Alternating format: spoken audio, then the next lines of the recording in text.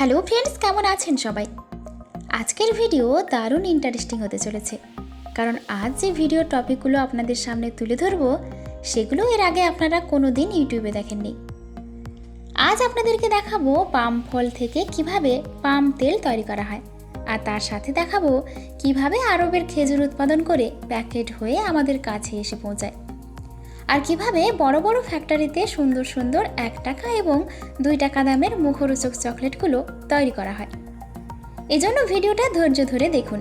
আমি কথা দিচ্ছি আপনারা অনেক কিছু নতুন জানতে পারবেন, আর এই ভিডিও দেখার পর আপনাদের নলেজ অনেক গুণ বেড়ে যাবে। তো বেশি কথা না বাড়িয়ে চলুন শুরু করা যাক। কিসমিস মেকিং। বন্ধুরা, আগের ভিডিওতে আপনাদের সংক্ষেপে দেখিয়েছিলাম যে কিসমিস কিভাবে তৈরি হয়, যেখানে জানতে চেয়েছেন যে এর ফুল প্রসেস আপনারা দেখতে চান।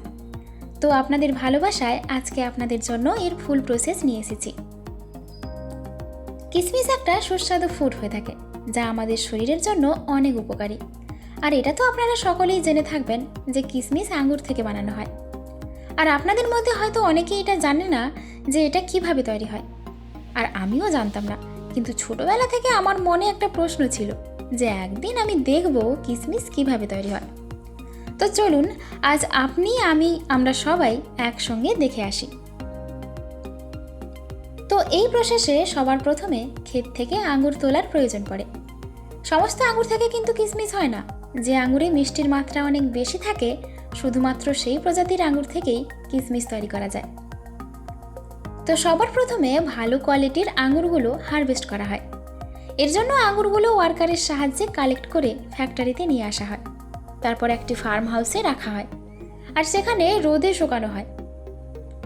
ফার্ম হাউসে রশি দিয়ে বানানো ট্রে থাকে, যেখানে ট্রেগুলো একের পর এক বানানো হয়েছে। এই ট্রেতে ওয়ার্কারের সাহায্যে কালেক্ট করা আঙুরগুলো এক এক করে রাখা হয়। এই আঙুরগুলো 2 থেকে 4 সপ্তাহ পর্যন্ত ট্রেতে শুকানোর জন্য রেখে দেওয়া হয়।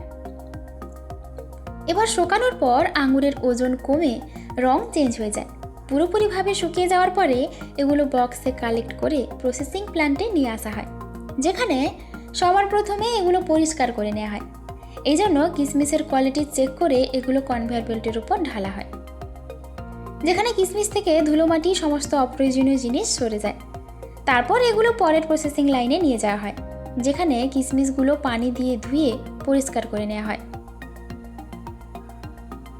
এবার এগুলো শুকিয়ে যখন কনভেয়ার বেল্টের উপর রেখে দেওয়া হয়, তখন কিছু ওয়ার্কার খারাপ কিসমিসগুলোকে সরিয়ে দেয়।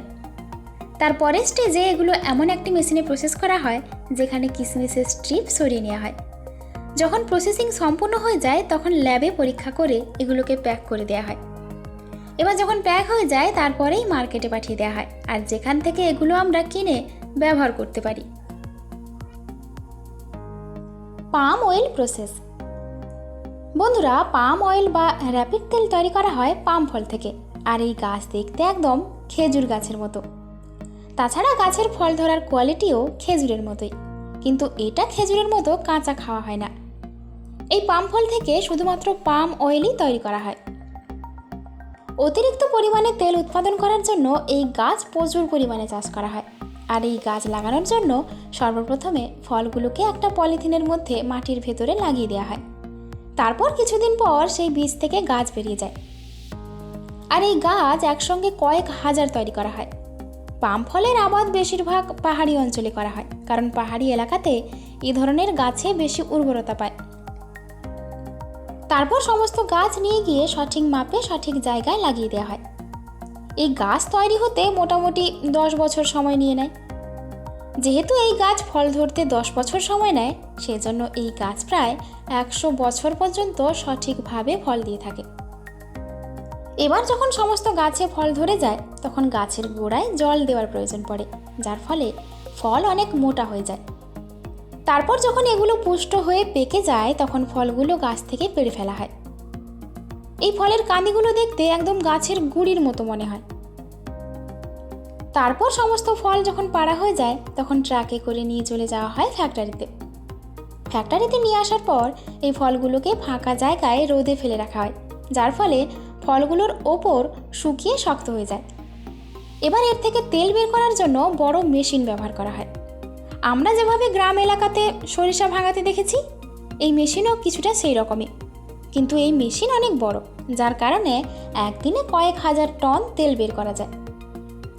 তারপর যখন সমস্ত তেল বের হয়ে যায় তখন এই তেলকে ফিল্টার করে বোতলে লোড করে দেওয়া হয়। তারপর কোম্পানির লোগো লাগিয়ে বিক্রি করার জন্য মার্কেটে পাঠিয়ে দেওয়া হয়। খেজুর ফ্যাক্টরি প্রসেস। বন্ধুরা, মার্কেটে যেসব খেজুরগুলো পাওয়া যায় সেগুলো সবাই আরবের খেজুর বলে বিক্রি করে, কিন্তু বন্ধুরা আপনারা কি জানেন এই খেজুর কোথা থেকে তৈরি হয়? এই কথাটা ঠিক যে খেজুরের চাষ মরুভূমি অঞ্চলে সব থেকে ভালো হয়, আর এই খেজুরের আবাদ করা হয় আমাদের ভারতের রাজস্থান থেকে শুরু করে পাকিস্তান আর সব থেকে বেশি সৌদি আরবে। কিন্তু আরবের খেজুরের মূল্য অনেক বেশি, আর আমাদের মার্কেটে আরবের খেজুর বলে রাজস্থান আর পাকিস্তানের খেজুর বিক্রি করা হয়।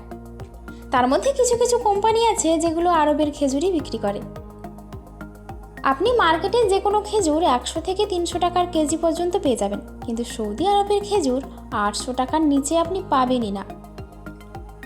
তো এই খেজুর আবাদ করার জন্য সর্বপ্রথমে খেজুরের বীজ একটা প্লাস্টিকের পলিথিনে করে মাটিতে লাগানো হয়। তারপরে 1 মাসের মধ্যে এই বীজ থেকে গাছ বেরিয়ে যায়। তারপর খেজুরের আবাদের জমিতে এই গাছগুলোকে সঠিক মাপে লাগানো হয়, আর এই গাছ ফল ধরার উপযুক্ত হতে প্রায় 5 থেকে 8 বছর সময় নিয়ে নেয়। তারপর যখন এই গাছে ফুল ধরে তখন এই ফুলের কাঁদিগুলোকে এইভাবে দড়ি দিয়ে বেঁধে দিতে হয়, যার ফলে ফুলগুলো বাতাসে নড়াচড়া যাতে না করতে পারে। আর কাঁদিগুলো অনেক ফল ধরে যায়। এভাবে 2 মাস চলে যায়। তারপর যখন খেজুর পেকে যায় তখন এগুলোকে একটা একটা করে হাত দিয়ে তুলে নেওয়া হয়। আর কিছু কিছু খেজুরের কোয়ালিটি আরও ভালো করার জন্য এই রকমভাবে পলিথিন দিয়ে পুরো কাঁদিকে ঢেকে ফেলা হয়, যার ফলে সেগুলো অনেক মোটা আর খুব সুস্বাদু হয়ে থাকে। আর আপনাদেরকে বলে দেই, খেজুর এমন একটা ফল যেটা পৃথিবীর প্রত্যেকটা দেশের মানুষ খেয়ে থাকে। খেজুর খেলে পেট অনেক ভালো থাকে এবং শরীরে রক্ত তৈরি হয়। তাছাড়া এই খেজুর খাওয়া নিয়ে অনেক হাদিস রয়েছে। রমজান মাসে ইফতার করার জন্য এই খেজুর খাওয়ার কথাই আগে বলা হয়েছে। তারপর সমস্ত খেজুর যখন গাছ থেকে পেড়ে ফেলা হয় তখন এগুলোকে ফ্যাক্টরিতে নিয়ে চলে আসা হয়, যেখানে এগুলোকে সর্বপ্রথমে বাতাস দিয়ে নোংরা পরিষ্কার করা হয়। যেহেতু এগুলো মরুভূমি এলাকায় আবাদ করা হয় সেজন্য খেজুরের গায়ে বালি লেগে থাকতে পারে।